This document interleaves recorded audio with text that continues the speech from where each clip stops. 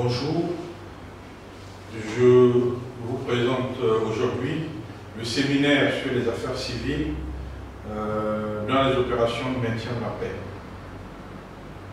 Ce séminaire s'articule en 4 chapitres. D'abord la compréhension de ce qu'on entend par affaires civiles dans une opération de paix, la supervision des activités relatives aux affaires civiles, troisièmement la gestion de la composante affaires civiles, puis quatrièmement pratique des activités relatives aux affaires civiles dans une ONG. D'abord, en introduction de ce séminaire, je dirais que les composantes affaires civiles œuvrent à l'échelle du pays au renforcement des conditions sociales nécessaires pour consolider le processus de paix et ces activités représentent une fonction essentielle des opérations de maintien de la paix multidimensionnelle. En outre, ces missions affaires civiles sont importantes parce qu'elles font ressortir au niveau des populations l'intérêt économique et social de la mission des opérations de maintien de la paix. En 2008, le département des opérations de maintien de la paix et le département d'appui aux missions, ensemble, ont pour la première fois approuvé et promulgué une directive relative aux affaires civiles qui énonce les 3 rôles essentiels à assumer dans le cadre d'une mission de la paix. Il y a la liaison à tous les niveaux de la mission et le suivi et la facilitation au niveau local, la restauration de la confiance, la gestion des conflits et la réconciliation, l'appui au rétablissement et au renforcement de l'autorité de l'État. Ainsi, les composantes affaires civiles se caractérisent notamment par leur capacité à s'adapter à des besoins différents, hétéroclites, etc., et à satisfaire des moments différents dans leurs lieux différents. Pour réaliser ces activités liées au mandat de la mission, la composante affaires civiles doit s'appuyer sur l'équipe pays des Nations Unies qui existe et exploiter les capacités d'autres acteurs au niveau local, notamment par exemple les ONG, les associations communautaires, etc. Elle doit en même temps faire de cet acquis au niveau des acteurs un élément important dans son déploiement, parce qu'il y a une expertise locale sur laquelle il faut s'appuyer. La mission a besoin qu'elle soit au plus près des populations visibles. C'est pourquoi la composante affaires civiles va donc agir sur les priorités et les moyens des communautés et des autorités locales. D'abord, dans une première partie, l'approche théorique des affaires civiles, puis dans une seconde partie, nous verrons la pratique des activités relatives aux affaires civiles. La première partie donc commence par le premier chapitre qui porte sur la compréhension des affaires civiles dans une mission de paix. Cette compréhension des affaires civiles dans une mission de la paix est importante. Pourquoi? Parce que la fonction des affaires civiles est conçue pour être assez souple, pour pouvoir tenir compte des dynamiques de l'environnement local et des profils et compétences de base nécessaires pour ces activités dans les différents contextes et phases de l'exécution du mandat. Depuis le démarrage, au niveau de l'environnement politique en phase de formation et de transition, puis au niveau de l'environnement politique parvenu en maturité et au moment du désengagement avec la réduction des effectifs. Ainsi, le développement et la croissance des activités relatives aux affaires civiles ont été un facteur déterminant du développement et la croissance des opérations militaires.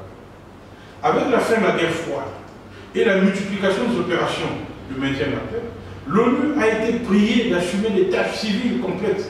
Ces dernières allaient bien au-delà et vont toujours bien au-delà du rôle très limité qui est le sien tel que défini dans la Charte des Nations Unies. Et Cédric Thornberry, le premier directeur des affaires civiles d'une mission de la paix dans le cadre de la France en Yougoslavie en 1992, décrit comme suit ce nouveau rôle élargi. Et dit, je cite, dans un enchaînement rapide d'opérations majeures, menées principalement en Namibie, en Amérique centrale et au Cambodge, il a été demandé à l'ONU non seulement de rétablir la paix, mais de conduire les processus nationaux de reconstruction et de réconciliation nationale. Il s'est agi pour elle, d'une façon générale, d'instaurer l'harmonie au sein des sociétés profondément divisées depuis longtemps, ravagées par la guerre, pour les unifier afin d'établir la démocratie là où elle a prévalu la tyrannie. Ainsi, on voit que dans ces missions, les affaires civiles ont joué un rôle. Qu'il s'agisse de la mission en Sierra Leone, qu'il s'agisse de la mission en République démocratique du Congo, qu'il s'agisse de la mission en Côte d'Ivoire à partir de 2004, ou bien qu'il s'agisse de la mission au Tchad et en RCA à partir de 2007-2010. La consolidation de la paix est une mission pour les affaires civiles.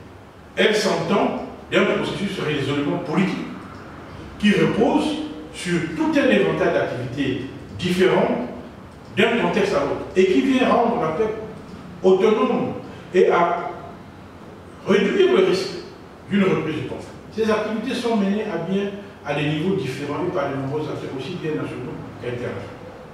Le rapport du secrétaire général intitulé « Consolidation de la paix au lendemain d'un conflit », publié en 2009, énonce 5 priorités récurrentes. Les fonctions de la sûreté et de la sécurité, les processus politiques, la fourniture des services essentiels, le rétablissement des fonctions publiques essentielles et la revitalisation de l'économie. Le département des opérations de maintien de la paix a souligné que le maintien de la paix ne remplace ni ne précède la consolidation de la paix, mais que les casques bleus sont d'importants agents de la consolidation de la paix, en particulier dans ses premières phases. Afin de mieux préciser le lien entre maintien de la paix et consolidation de la paix, le département des opérations de maintien de la paix a identifié 3 rôles pour le personnel des affaires civiles dans un document intitulé « Peacekeeping and Peacebuilding ». Dans ce document, ces rôles consistent à articuler, favoriser et exécuter. Et ces 3 termes sont importants. Ces rôles sont également exposés dans le rapport du secrétaire général intitulé « Application des recommandations du comité spécial des opérations de maintien de la paix », publié en 2011. Ainsi, le premier concept, articuler. Articuler veut dire le rôle de l'ensemble de la mission, intervenir dans l'ensemble de la mission. Le représentant spécial du secrétaire général et l'équipe de direction collaborent avec les partenaires nationaux et internationaux à l'articulation des priorités stratégiques à rassembler dans le cadre stratégique intégré. Ainsi, la composante affaires civiles contribue à cela, parce qu'elle évalue les perceptions et les priorités de la population locale à travers le pays pour s'assurer que les activités nationales de consolidation de la paix menées par la mission tiennent compte des réalités locales.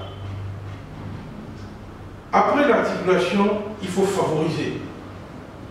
Pour l'ensemble de la mission, il s'agit d'assurer un cadre sécuritaire reposant sur les casques bleus et de collaborer à la création et la préservation d'un espace politique, notamment par le biais du dialogue politique et de la gestion des conflits.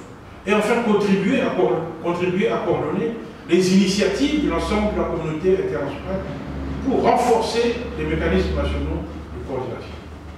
Pour la composante des affaires civiles, il s'agit de s'employer à régler les conflits locaux et intercommunautaires, à renforcer la confiance dans le processus de paix, faciliter le processus de réconciliation et appuyer le développement de l'espace politique à l'échelle du pays. Ainsi, elle va fournir un appui sur le terrain consistant à amener les responsables gouvernementaux dans les districts et les autres localités. Enfin, dernier rôle, dans la consolidation de la paix, exécuter. Pour l'ensemble de la mission, il s'agit de mener à bien les tâches de consolidation de la paix, telles que la réforme de la sécurité, les actions anti-mines, il faut faire le déminage après le conflit, la protection des civils, la justice et les affaires pénitentiaires, etc.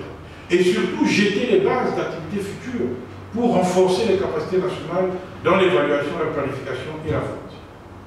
Mais pour la composante affaires civiles, il s'agit spécifiquement au niveau local, par le biais des activités de renforcement des capacités des autorités nationales, des autorités locales et de la société civile, ou même de la population elle-même, il s'agit de l'amener à réaliser ce qu'on va appeler des projets à impact rapide, pour concrètement vous montrer en quoi l'ONU aide le pays et les populations locales. Ainsi, un certain nombre de missions de paix sont chargées de protéger les civils sur lesquels pèse une menace imminente. Les composantes affaires civiles ont un rôle à jouer dans ce domaine d'intervention. Une mission peut prendre diverses mesures pour prévenir les risques en matière de protection des civils, recenser et y répondre. Le concept opérationnel du département des opérations de maintien de la paix relatif à la protection des civils dans le cadre des ONP, qui fait de la prévention une priorité, organise l'activité des missions de maintien de la paix à l'appui de ces tâches prescrites en 3 volets. Il y a d'abord la protection par des moyens politiques, puis la protection à l'égard de la violence physique, et enfin l'instauration d'un environnement protecteur.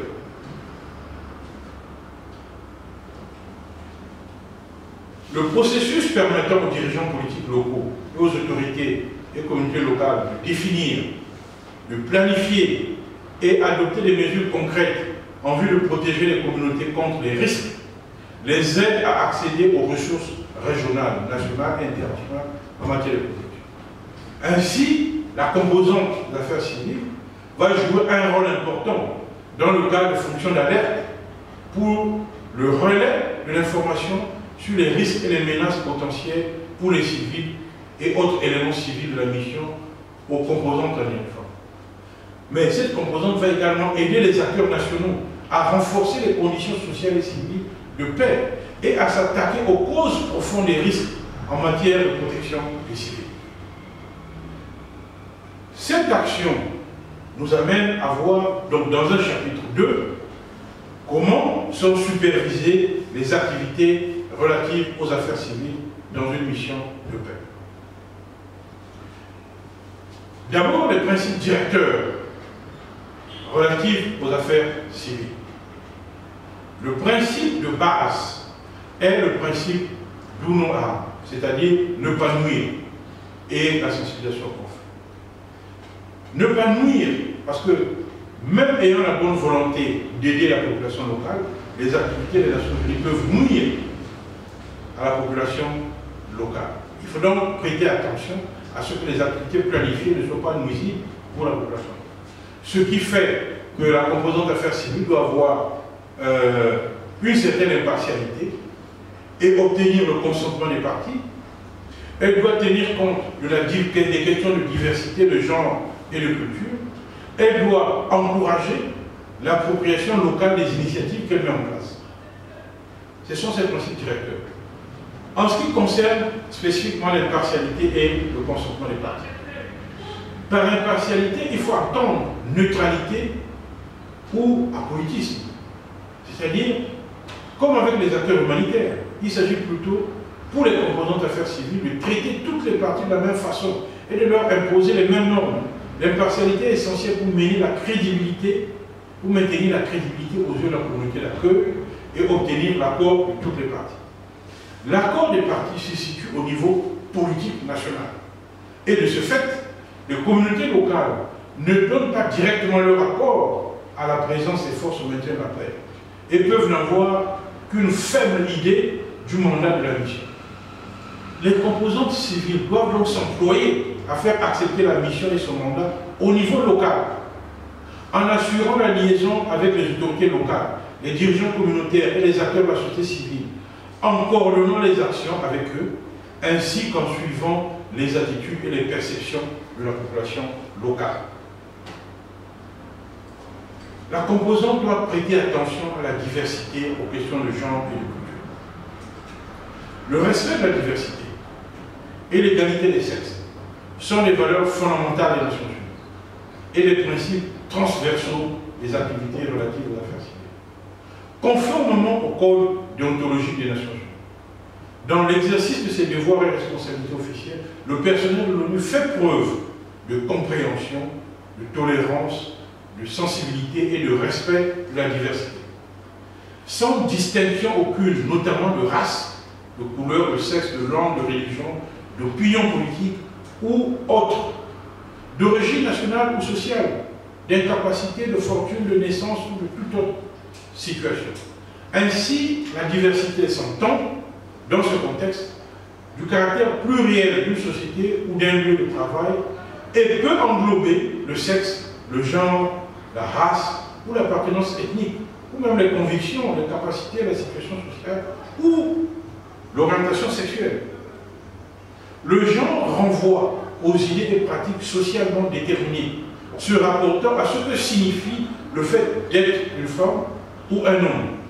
Il est à distinguer du sexe qui concerne les différences biologiques d'après lesquelles une personne est rangée parmi les hommes ou les femmes. La culture désigne les tendances distinctives des idées, des croyances et des normes qui caractérisent le genre de vie et les relations d'une société ou des groupes qui la composent. La sensibilité culturelle repose sur la compréhension et la prise en considération des croyances, des normes, des traditions, des attitudes et pratiques les plus répandues au moment de planifier et d'exécuter les activités et de communiquer avec les communautés locales. Enfin, l'appropriation locale. L'appropriation locale est importante puisque le relèvement après le conflit est principalement un problème national. Et ce sont les facteurs internes qui, pour l'essentiel, en déterminent le rythme, le progrès et les rythmes. Il importe de se souvenir que l'appropriation locale n'est pas un concept abstrait et ne peut être examiné dans l'abstrait.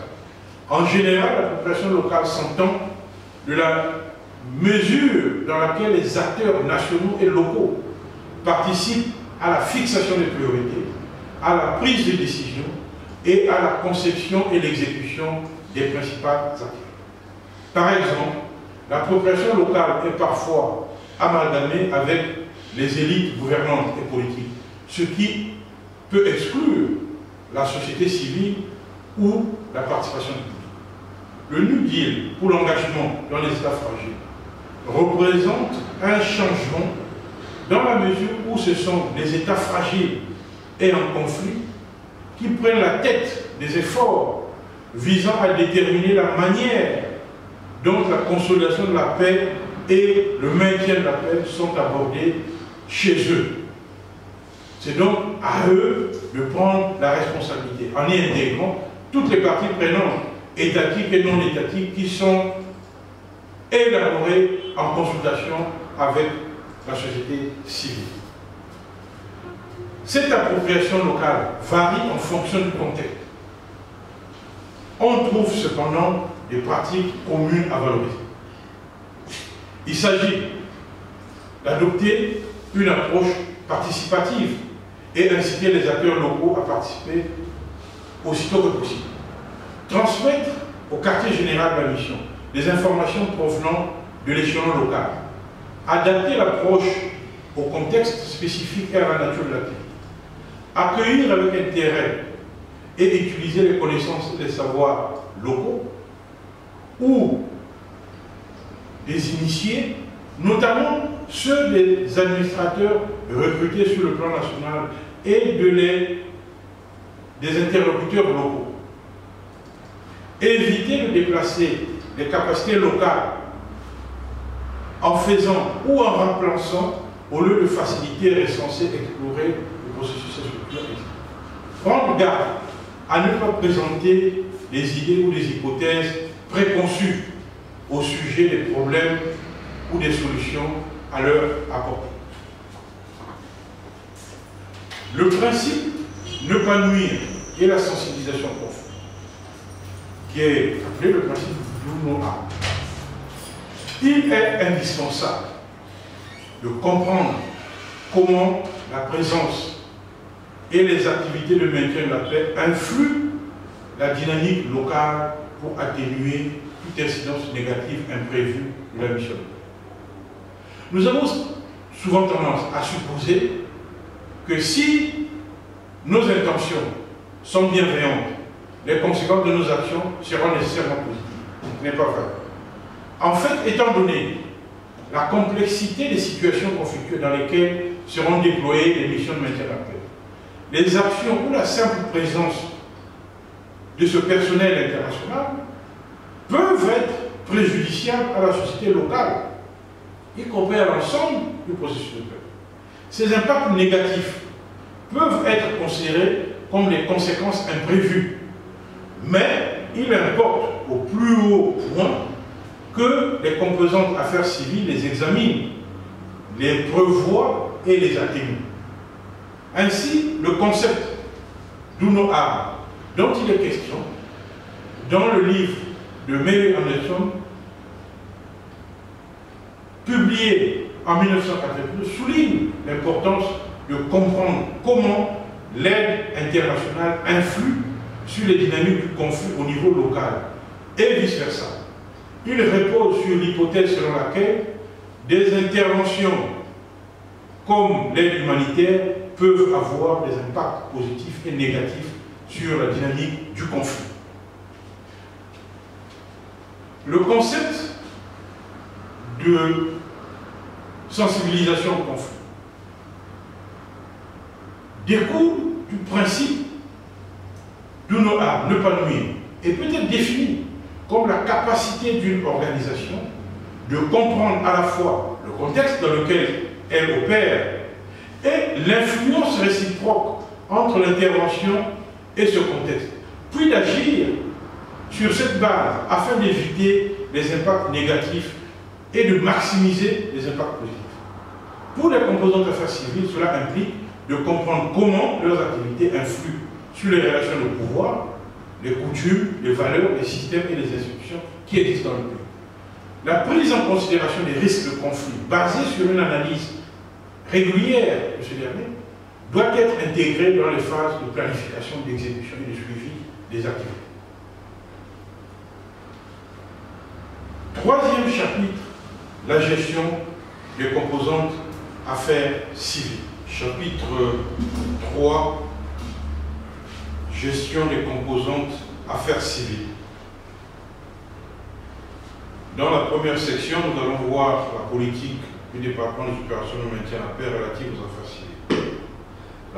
Cette politique relative aux affaires civiles est extrêmement générale, présentant les principes devant régir les activités, mais en laissant aux composantes affaires civiles toute la latitude pour répondre aux besoins dictés par les mandats et l'évolution des contextes. En d'autres termes, le chef de la composante affaires civiles doit définir et affiner en permanence une vision cohérente de ce que la composante peut accomplir dans un contexte spécifique, tout en assurant que les ressources devant permettre de la mettre en œuvre sont disponibles. L'une des principales fonctions de la direction de la composante affaires civiles consiste à aider l'ensemble de la composante à établir un plan de travail convenu qui cadre avec plusieurs objectifs généraux de la mission et assure un certain niveau de cohérence à l'échelon national, tout en restant assez souple au niveau local pour que les équipes de terrain puissent adapter leur programme aux spécificités de leur secteur. En l'absence d'une telle cohérence de base, il est très difficile pour les activités des équipes de terrain de s'enrichir mutuellement et il peut parfois résulter une simple série de programmes locaux autonomes. Les environnements opérationnels fluctuant rapidement, la vision et le plan d'activité des composantes affaires civiles qui lui correspondent doivent pouvoir évoluer tout aussi rapidement. Toutefois, le dispositif de mise en œuvre des ressources humaines ou financières nécessaires se meut généralement plus lentement et les responsables doivent trouver les moyens de contourner cet obstacle. Ensuite, se trouver les moyens de faire face à l'évolution de l'environnement, La planification est extrêmement importante. Il importe en particulier que le responsable des affaires civiles s'assure que les coûts de base du programme soient inscrits dans le budget longtemps à l'avance, s'agissant des activités telles que les ateliers, les cours de formation, les déplacements, les services de conseil et l'organisation d'enquêtes d'opinion. Le recrutement du personnel peut prendre du temps, mais il est indispensable que la composante y investisse des ressources suffisantes si elle veut s'acquitter efficacement de son mandat. En conclusion, sur ce point, je dirais qu'il importe de se souvenir dans la plupart des situations, le niveau de ressources sera toujours insuffisant au regard de l'ampleur des tâches à accomplir. C'est pourquoi une réelle collaboration avec les autres composantes est la clé de réussite sur le terrain. Étant donné les problèmes de communication pouvant résulter du caractère flexible des activités de la composante affaires civiles, il incombe donc aux responsables d'identifier les principales parties prenantes s'agissant des informations et analyses sur les activités relatives aux affaires civiles et déterminer sous quelle forme ces informations et analyses doivent être présentées. Le responsable de la composante affaires civiles sur le terrain doit donc donner au personnel des orientations claires au sujet des informations et analyses sur la manière de les présenter, comprendre le plan de travail national relatif aux affaires civiles et l'adapter au contexte régional de l'établissement du plan de travail de l'équipe, contribuer à l'analyse globale des affaires civiles par une analyse de conflits réalisée à l'échelon régional, veiller à ce que le plan de travail de l'équipe concorde avec le plan de travail national et la stratégie régionale définie par le chef de bureau, aider les spécialistes membres de son équipe à élaborer un plan de travail individuel qui contribue explicitement à l'exécution du plan de travail de l'équipe. Faire respecter les normes de performance, notamment en agissant sur les résultats médiocres lorsqu'ils posent problème. En septembre 2011, le secrétaire général a rendu obligatoire pour l'ensemble du personnel de direction et d'encadrement de suivre une formation sur le système de gestion de la performance et de perfection. Cela nous amène sur la section 2, l'analyse et la planification. L'analyse du conflit et la planification des activités sont des outils essentiels pour la réussite d'une composante affaires civiles. C'est pourquoi il faut y accorder un soin particulier. D'abord, l'analyse du conflit. Si l'on devait définir la plus importante aptitude d'un bon spécialiste des affaires civiles, ce serait très probablement sa capacité d'appréhender le contexte dans lequel il est déployé et d'analyser la dynamique du conflit qui compromet le processus de paix. L'analyse du conflit n'est pas la prérogative d'un petit nombre d'analystes de la cellule d'analyse de la mission ou de la composante affaires politiques, mais relève la responsabilité de chaque spécialiste des affaires civiles, dont l'activité d'analyse sur le terrain est souvent utilisée par une bonne partie de l'analyse du conflit, ce qui conduit parfois au quartier général à prendre cette décision, quelques décisions sur cette part. Il est évident que la composante d'affaires civiles n'est pas le seul acteur de la mission à procéder à une analyse du conflit. Et elle n'est pas non plus le principal acteur à l'échelon national. Toutefois, l'analyse émanant de l'échelon local est appelée à s'incorporer à un flux constant et complexe d'analyse effectué par divers acteurs internes et externes opérant dans un environnement de mission post-conflictuel. Analyse menée parfois de concert, parfois indépendamment les unes des autres. Au regard des limites constatées dans de nombreuses analyses, on peut convenir qu'une bonne analyse du conflit doit cibler correctement les programmes en posant les questions suivantes.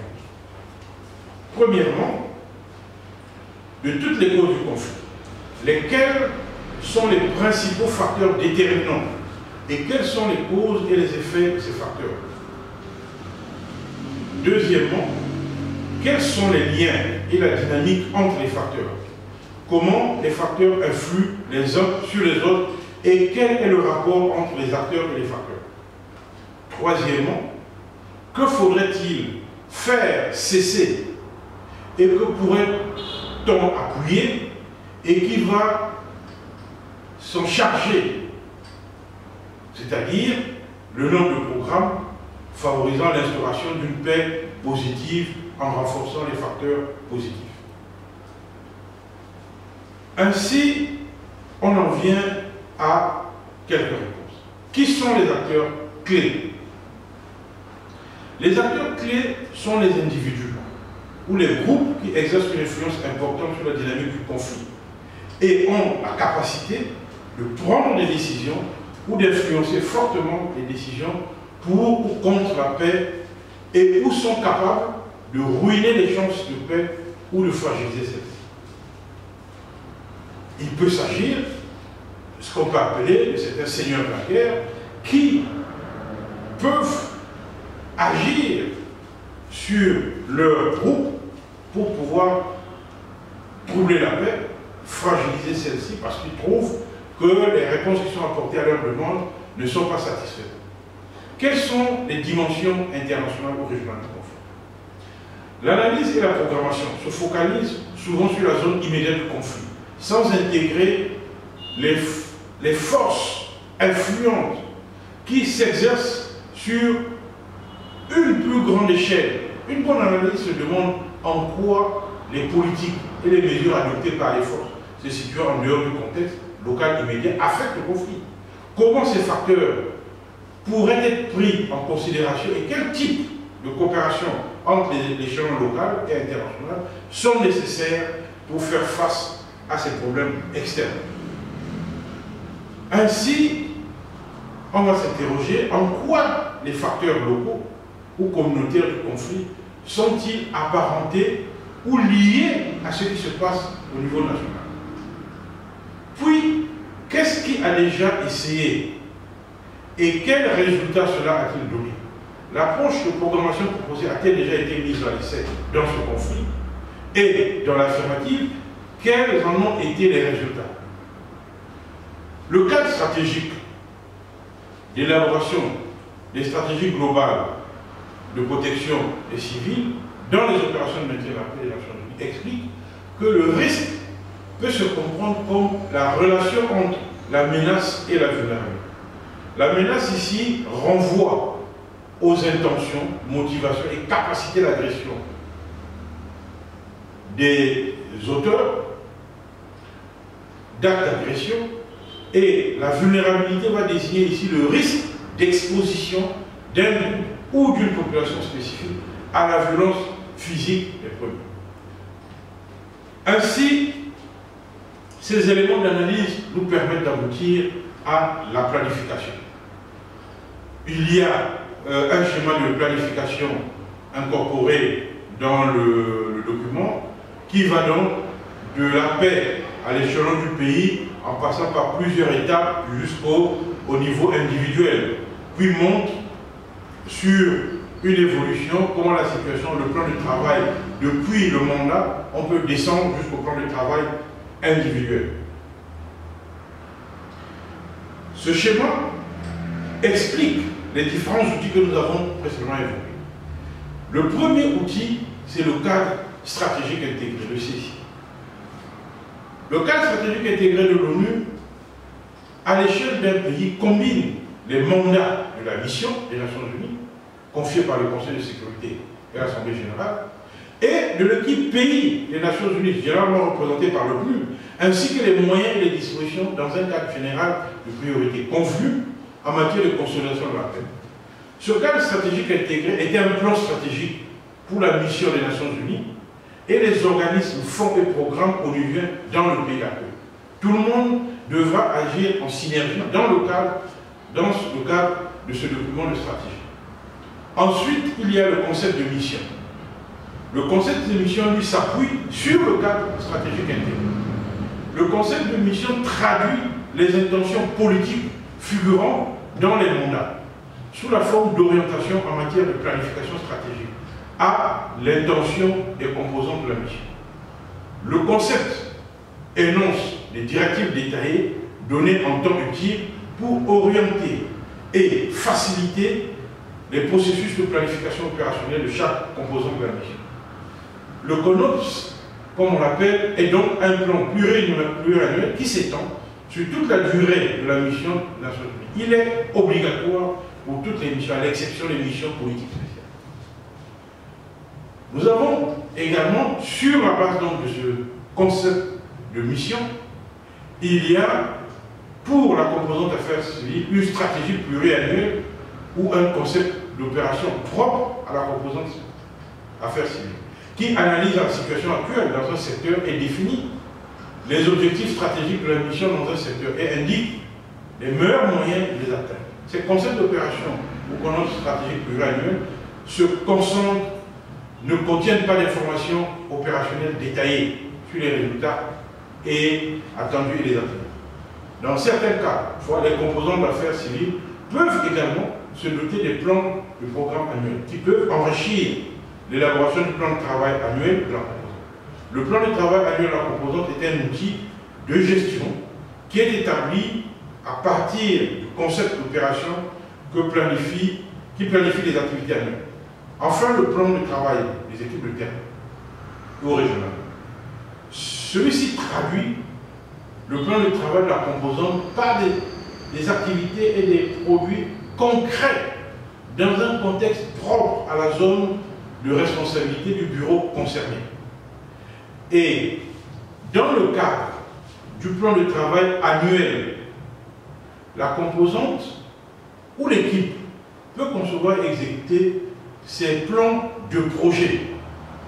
Il s'agit là des projets spécifiques d'une durée d'un an. Donc, dans le concept annuel, pluriannuel, on a un cadre de travail annuel qui va définir des projets spécifiques d'une durée d'un an ou plus, tels que ce qu'on appelle les projets à impact rapide, les PIR, ou des projets portant sur des problèmes ou activités spécifiques comme une campagne de sensibilisation. Il s'agit donc de projets assez précis qui, dans l'ensemble, forment le plan de travail annuel. Mais, pour chaque fonctionnaire, il lui faut, dans ce cadre de travail annuel, son plan de travail individuel. Chacun a son plan de travail individuel. Le plan de travail individuel précise les résultats professionnels attendus de chaque fonctionnaire intervenu. Il sert à évaluer les résultats individuels sur une période d'un an courant, d'avril à mars, dans le cadre du système d'évaluation IPAS. Le plan de travail annuel de l'ensemble de la mission est financé par les contributions des États membres. Le budget annuel de la mission est appelé budget axé sur les résultats. La budgétisation axée sur les résultats cible les objectifs de haut niveau de la mission et regroupe souvent les activités de plusieurs composants sous une seule. Oui, et l'exercice budgétaire court de juillet à juin. Mais les comités budgétaires de l'Assemblée générale généralement entament l'examen des budgets des missions à partir de février et la planification au sein des missions commence donc plus tôt, le plus souvent vers le mois d'août de chaque année. Donc il faut s'y prendre très tôt pour réaliser une bonne planification. L'intégration qui requiert un effort stratégique commun de la mission et de l'équipe pays des Nations Unies est le principe devant guider la planification de l'ONU sur le terrain. Et la principale référence en matière d'intégration est la préparation des missions intégrées. Une contribution essentielle à la composante affaires civiles doit consister à s'assurer que les nuances locales et régionales de l'ensemble du pays, ainsi que les préoccupations et priorités de la population locale, sont bien comprises et transparaissent dans les décisions de planification. En sus de ces outils, le personnel de la composante affaires civiles doit être au fait d'éventuels plans et stratégies nationaux, ainsi que des mécanismes utilisés par les principaux partenaires, à savoir le plan cadre des Nations Unies pour l'aide au développement dans le pays, utilisé entre le gouvernement et l'équipe des Nations Unies dans le pays, le plan d'action humanitaire commun, qui est un plan stratégique prévoyant l'intervention humanitaire dans le pays, élaboré au niveau du terrain par l'équipe du pays, avec le comité permanent interorganisation, sous la direction du coordonnateur des opérations humanitaires de l'ONU. Un document de stratégie pour la réduction de la pauvreté, le DCRP, qui contient une évaluation de la pauvreté et décrit les politiques et programmes macroéconomiques, structurels et sociaux qu'un pays mettra en œuvre sur plusieurs années afin de promouvoir la croissance et réduire la pauvreté, ainsi que les besoins de financement externe et les sources de financement associées. En définitive, l'harmonisation de ces différents instruments peut soulever des difficultés, d'autant que les calendriers sont différents. Les activités relatives donc aux affaires civiles devront s'intégrer dans les différents calendriers, dans les différents mécanismes de planification de l'ONU, décrits ici.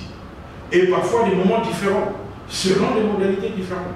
Ça montre que tout est complexe dans la conception des activités des affaires civiles. Les objectifs généraux de la composante sont parfois, en principe, fixés dans des cadres plus vastes que le seul processus de planification axé sur les affaires civiles.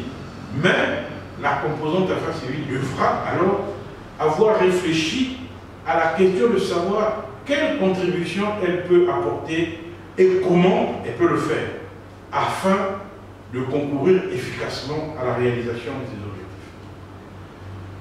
La logique donc de programmation doit être comprise. La logique de programmation ou le raisonnement et les hypothèses détaillées sur lesquelles repose tout plan d'action est au cœur de la planification stratégique. Elle doit être clairement exprimée et consignée.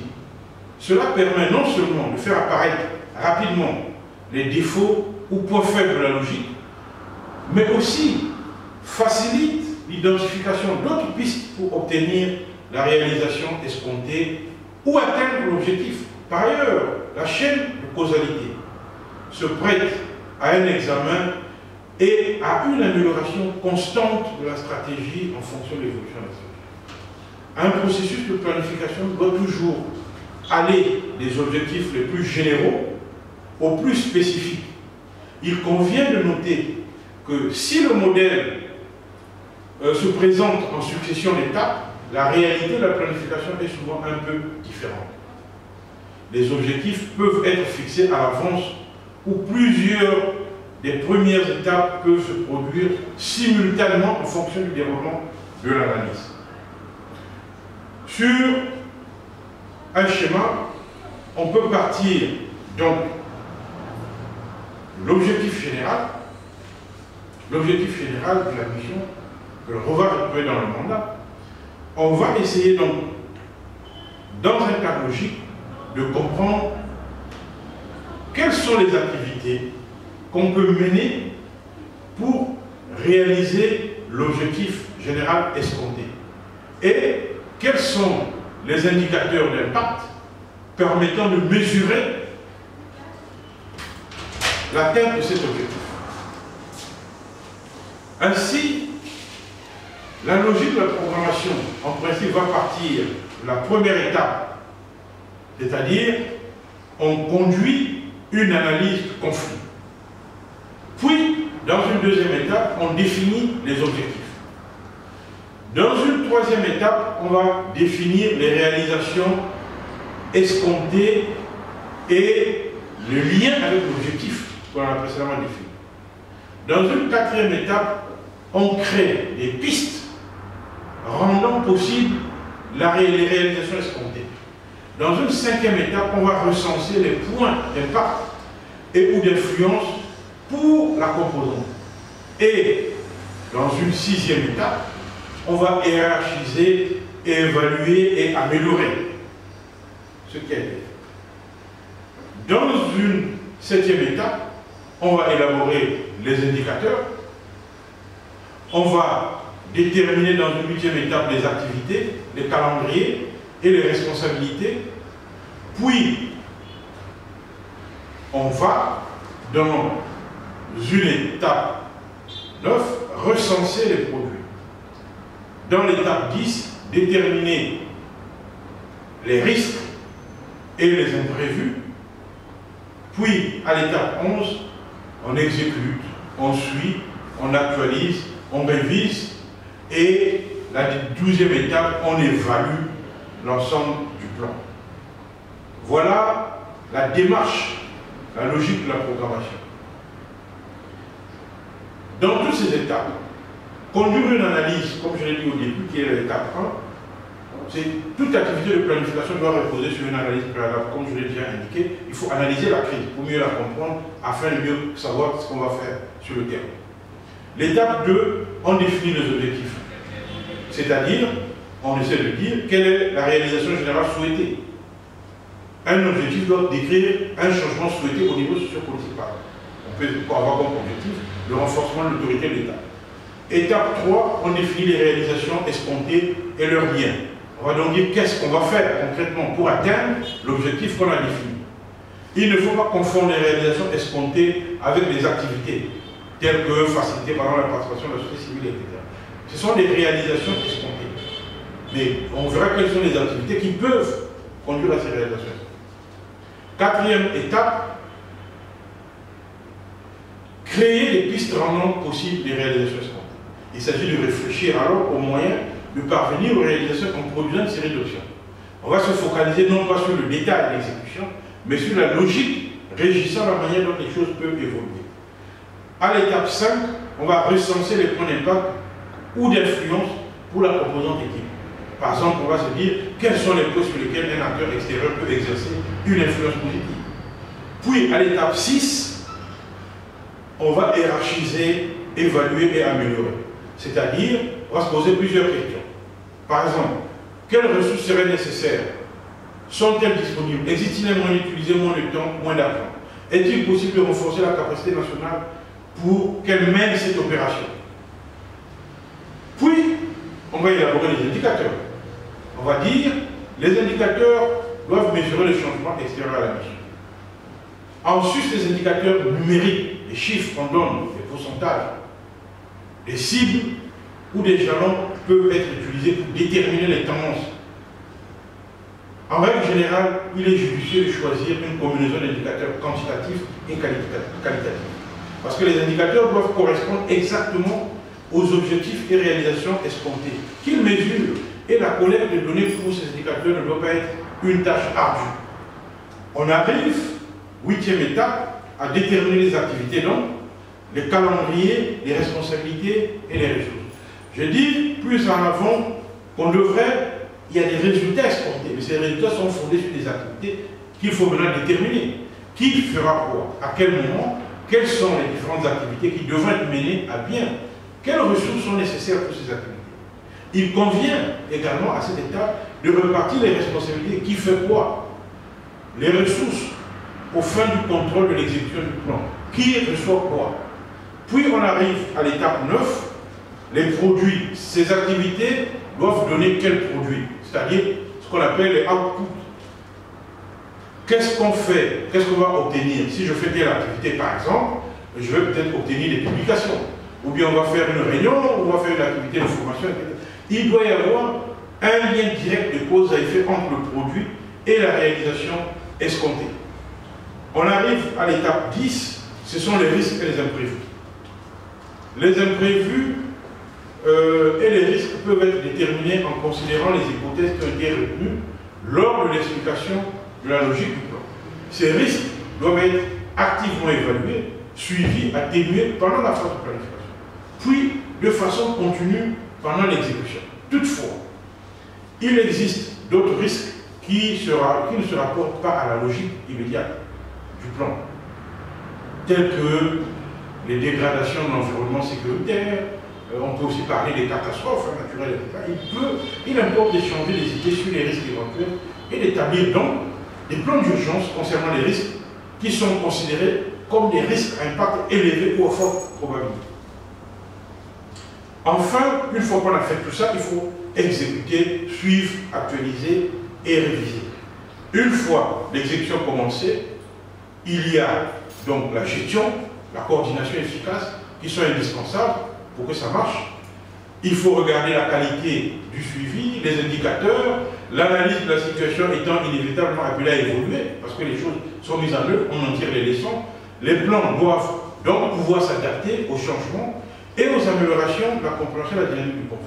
Les plans doivent donc être régulièrement réexaminés pour détecter toute faille dans leur logique ou quant à la praticabilité d'atteindre leur objectif. À la fin de tout ça, on doit donc faire une évaluation complète. Il est bon de confier l'évaluation du programme ou du plan à des personnes autres que celles qui ont élaboré. Il est possible d'organiser une évaluation intérieure, mais cela est rarement le cas dans une mission de paix. Voilà la logique de programmation.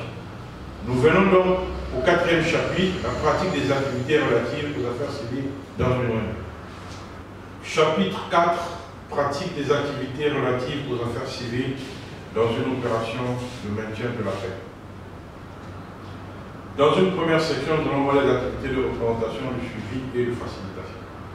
Les activités de représentation à tous les niveaux de la mission, de suivi et de facilitation, sont exécutées dans la plupart des missions et le plus souvent pendant toute la durée de la mission. Aucun bureau de mission de la composante affaires civiles ne saurait fournir à lui tout seul l'ossature de la politique de la mission, mais une synthèse des rapports établis par les bureaux affaires civiles de l'ensemble du pays permet à l'équipe de direction de la mission de se faire une idée des sensibilités locales qui inspirent la politique nationale. Cela permet de nuancer l'idée que la mission se fait du climat sociopolitique, l'analyse pouvant alors dépasser les positions soigneusement formulées des porte-paroles et représentants nationaux et faire en sorte que les considérations régionales et locales soient mieux intégrées aux négociations ou au processus de fixation des priorités et des divers agendas politiques du pays. Nous avons donc au niveau de la représentation schématiquement, d'abord la liaison avec le niveau local. Il s'agit des réunions, etc. Nous verrons plus en détail. Nous avons la collecte d'informations, nous avons la présentation des rapports, nous avons la coordination avec les partenaires, puis la facilitation des travaux des partenaires et la mobilisation de ces derniers. Ça, c'est le point sur la représentation. Alors, d'abord, les activités de gestion de conflits et d'appui au développement politique. La gestion de conflits s'entend des activités entreprises pour influer sur le système de conflit afin d'éviter une escalade du conflit et l'empêcher de devenir violent. Par renforcement de la confiance, on entend des activités déployées par les composantes affaires civiles pour tenir compte de la manière dont la population considère le processus de paix et pour établir la confiance entre les parties à un conflit au niveau local. L'appui au développement de l'espace politique désigne les efforts déployés par les composantes affaires civiles pour créer un espace de débat public et un environnement dans lequel les diverses parties prenantes peuvent contribuer au processus politique et à l'action gouvernementale. Nous avons donc au niveau des activités de gestion de conflits d'appui au développement, pour résumer, nous avons le soutien au renforcement des capacités nationales, l'implication de la société civile, favoriser le dialogue entre groupes en conflit, protéger les civils, examiner les facteurs de conflit, organiser des tables rondes politiques, collaborer avec les partenaires pour appuyer les activités locales de gestion de conflits. Quant aux activités d'appui au rétablissement et au renforcement de l'autorité de l'État, les raisons justifiant la participation du personnel du maintien de la paix aux efforts de rétablissement de l'autorité de l'État figurent dans le document intitulé « Opération de maintien de la paix des Nations Unies, principes et orientations » ou ce qu'on appelle généralement la doctrine Capstone publiée en 2008. On s'accorde de plus en plus à considérer que pour que l'État puisse résister à un conflit, il doit s'appuyer sur une dynamique politique caractérisée par l'ouverture qui confère une légitimité à ses institutions et dans laquelle la population puisse mettre sa confiance. Le rapport sur le développement dans le monde, publié en 2011 par exemple, a insisté sur le fait que les pays fragiles qui ont déjà fait l'expérience d'un conflit sont particulièrement vulnérables face aux nouvelles vagues de violences politiques et criminelles, aggravées par une série de facteurs et de stress internes et externes, qui ne peuvent être combattus que par des institutions légitimes qui incarnent la capacité du corps social à résister au stress. Ainsi, on peut résumer ces activités comme suit. Il y a des institutions publiques légitimes dans le pays qu'il faut renforcer. La bonne gouvernance qu'il faut renforcer, la gouvernance locale qu'il faut améliorer, il faut soutenir l'élaboration de mécanismes pour assurer la responsabilisation et la transparence, l'évaluation préliminaire des besoins en matière de renforcement des capacités, il faut contribuer à l'éducation civique et aux activités de sensibilisation, il faut appuyer les processus d'élaboration des politiques, de planification et de prise de décision, il faut appuyer également la mobilisation des ressources. En conclusion générale à ce séminaire, lorsqu'un conflit prend fin et qu'un accord de paix est finalisé, l'attention des médias se focalise sur les activités politiques, économiques et socioculturelles à réaliser tant au niveau national qu'auprès des communautés locales pour construire. Les spécialistes des affaires civiles jouent un rôle de premier plan dans les opérations de maintien en paix. La diversité des problèmes auxquels il est demandé aux opérations de maintien en paix de remédier et l'éventail des missions à remplir sur le terrain montrent le rôle déterminant des composantes affaires civiles dans l'amélioration de la situation post-conflit et dans la prévention des nouveaux conflits. Il est donc important que le responsable de l'affaire civile puisse avoir toute la stratégie qui est détaillée dans le manuel des affaires civiles des Nations Unies. Je vous remercie pour votre aimable attention.